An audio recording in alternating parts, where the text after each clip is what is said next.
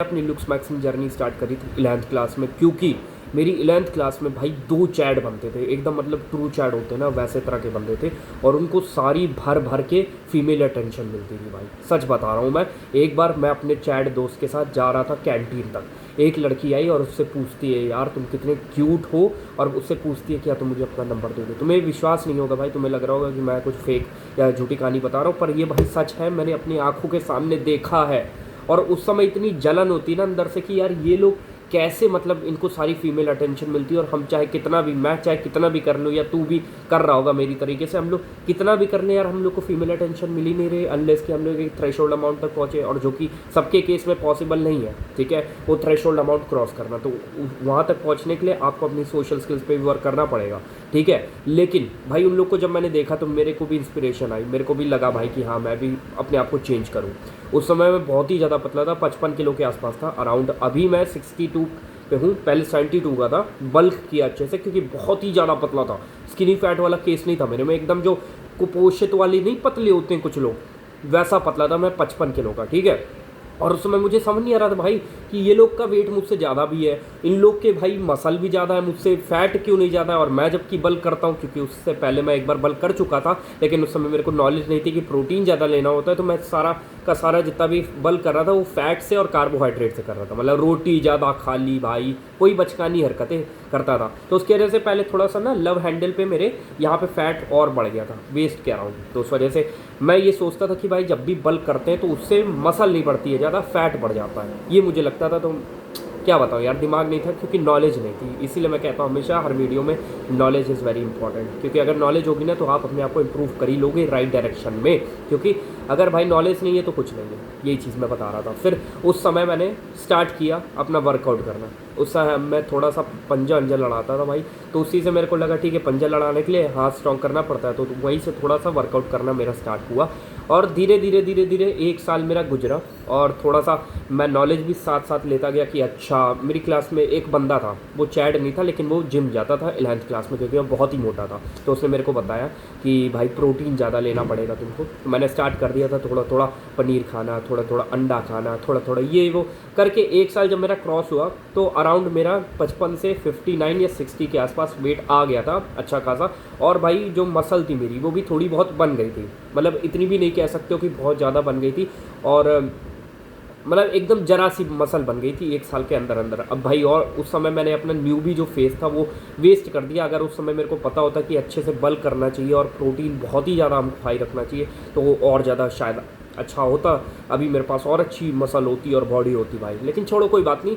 देखो, आपने अपने हिसाब से जितना भी किया ना बेस्ट है वो, क्योंकि आप उतना ही कर सकते थे उस समय के हिसाब से। जो लोग कहते रहते हैं ना, जो 18 साल के 19 साल के, कि मैं 13-14 साल का होता और वापस समय में जाता तो ये करता, भाई उन्होंने जो 13-14 साल में किया वो बेस्ट था उनके लिए। हो सकता है जितनी उनकी नॉलेज थी उस हिसाब से उन्होंने कर्म किया है। ठीक है, तो ये तो बुलशिट है, क्योंकि आप वापस जा नहीं सकते टाइम में, तो उस पर भाई फोकस करने की क्या ही ज़रूरत। जितना समय आपके पास उसी पे फोकस करो और उसी को बिल्ड करो, मैं तो ये कहता हूँ। फिर उसके बाद 1 साल ख़त्म हुआ, फिर मेरे को नॉलेज भी मिल गई, और पता है मेरे पापा मम्मी को मैंने कैसे मनाया, 1-2 महीना मनाया, और उसके बाद वो कन्विंस हो गए यार, क्योंकि मेरे पापा मम्मी थोड़े सपोर्टिव है, और इस बात का मैं ग्रेटफुल हूँ यार कि मतलब माँ बाप ने सपोर्ट किया। तो मैंने जिम की सब्सक्रिप्शन ले ली 1 साल बाद, जब मैं 12th में आया। ठीक है, और उस समय भाई मैं बहुत बुली होता था, 11th में भी 12th में भी, और मुझे लगता था कि मैं बहुत पतला हूँ, इस वजह से मैं बुली होता हूँ, जो कि सच था भाई। जब मैंने बल्क किया अच्छे से तो लोग थोड़ा सा मतलब कायदे से रिस्पेक्ट की नज़र से देखने लगे और बात करने लगे। ये तो पहले कोई भाई सही से ढंग से बात भी नहीं करता था, इतना सुखड्डी टाइप का था मैं। ठीक है, तो ये चीज़ होती है भाई, आपकी जो फिजिक है ना, लोग कितना भी कह ले मैटर नहीं करता हो। Nobody care when you do this, nobody cares about when there is muscle there, nobody cares about bro. I'm telling you, everybody cares about that, bro. If you have like big biceps और तुम जा रहे हो रास्ते में, सब लोग care करेंगे भाई, सब लोग देखेंगे हाँ भाई मस्कुलर मैन है भाई, बाइसेप है इसकी तो तगड़ी, भाई मार देगा भाई, बच के रहना चाहिए इससे। ये होता है भाई, चाहे वो तुमको बोल लेना है कि भाई कितनी अच्छी बाइसेप, कुछ लोग बोल भी देते, पर लोग एक बार भाई सोचते हैं उस बारे में कि हाँ भाई अच्छा लग रहा है बंदा, हाँ भाई बाइसेप बढ़िया है इसकी, इस बंदे से मेरे को मतलब थोड़ा इससे ज़्यादा बुली इसको नहीं करना चाहिए, इसको कुछ उल्टा सीधा नहीं कह सकते। ये चीज़ हुई क्योंकि जब मैंने एक्सपीरियंस किया ना 12th में, जब मैं आया और मैंने अच्छे से जब मेरी छुट्टी स्टार्ट हुई, गर्मी की छुट्टी मिलती 40 दिन की, उसमें इतना इंसेन ट्रांसफॉर्मेशन किया क्योंकि उस समय जिम था मेरे पास नॉलेज अच्छी खासी 1 साल में मैंने गेन कर ली थी घर में वर्कआउट करते करते।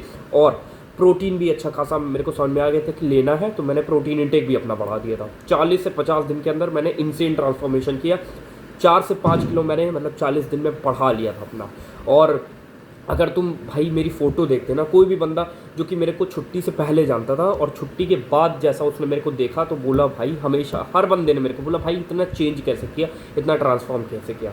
और मेरे को ये भी भाई समझ में आया उस समय कि मतलब अगर आप अपनी बॉडी को अच्छे से न्यूट्रिशन देते हो ना, जो कि मैं उस समय जब मैं 55 किलो का था, तो हो सकता है भाई 3-4 साल से मैं पूरा ढंग से मेंटेनेंस पे खा भी नहीं रहा था, मैं पतला ही हुआ जा रहा था, या उतना अच्छा मेरा वो डाइट भी नहीं थी भाई, जंक फूड बहुत ज़्यादा था, ये था वो था, जिसकी वजह से मेरी जो स्किन की क्वालिटी थी, मैं अभी नहीं कह रहा कि बहुत अच्छी है, लेकिन उस समय अभी मैं ये नहीं कह रहा कि मेरी बहुत अच्छी स्किन की क्वालिटी है, पर उस समय के मुकाबले भाई अभी मेरी 10 गुना ज़्यादा बेहतर स्किन क्वालिटी है।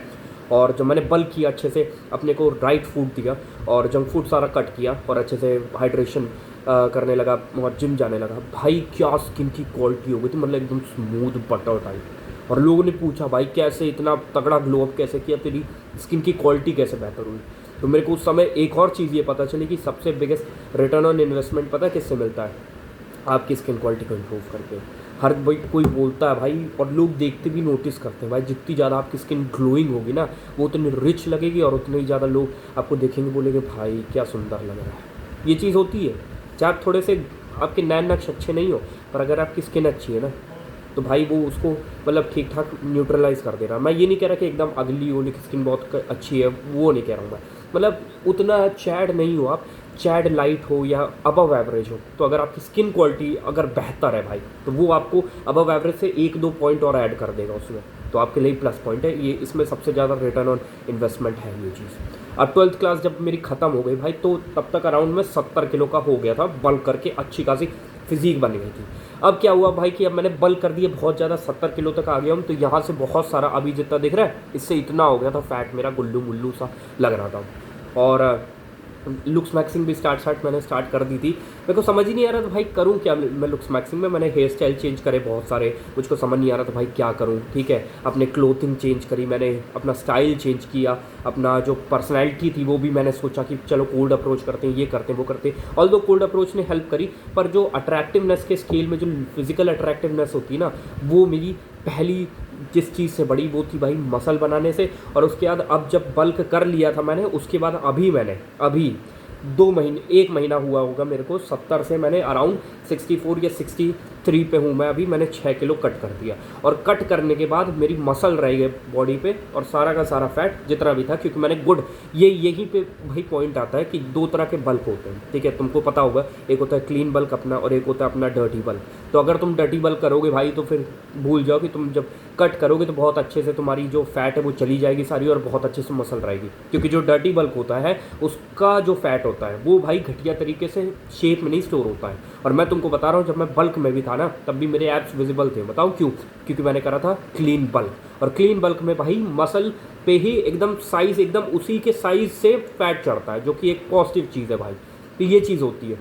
और लोग बल्क करते हैं तो कितना घटिया देखते हैं। मेरे तब भी भाई यहाँ पे मतलब थोड़ा सा फैट जम गया था, चलो कोई बात नहीं, लेकिन एब्स थे मेरे टोटल। हो सकता है मेरी फैट डिस्ट्रीब्यूशन उस तरह से, पर मैं जो बता रहा हूँ वो सच है भाई।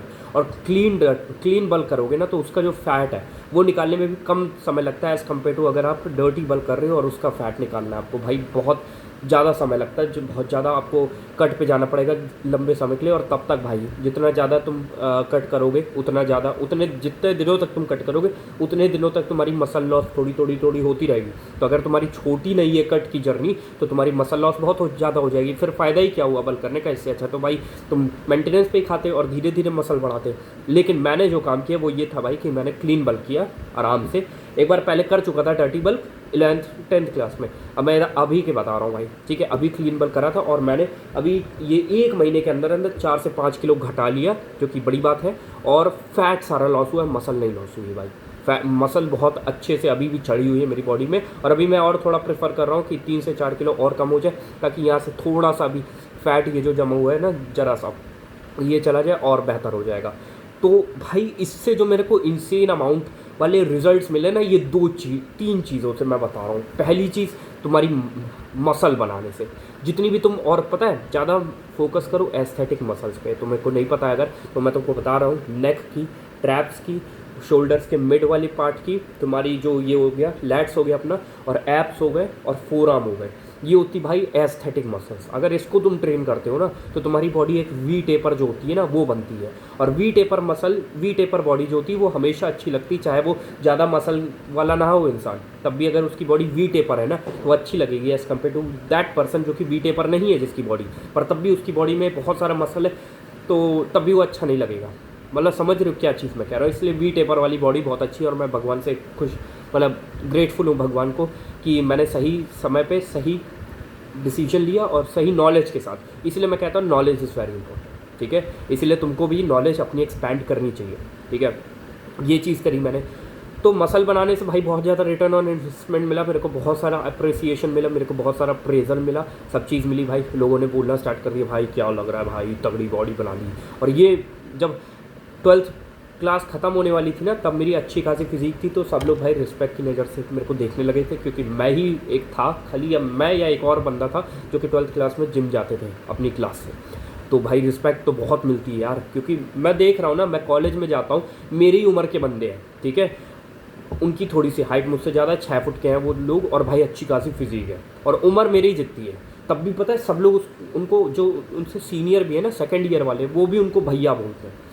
क्यों बोलते हैं भाई, क्यों, मतलब भैया क्यों बोलते हैं? उससे छोटी उम्र का है वो बंदा, वो फर्स्ट ईयर का, वो सेकंड ईयर का, उसको क्यों भैया बोलते हैं? अब तुम कहोगे सेकंड ईयर वाला पागल है, नहीं भाई।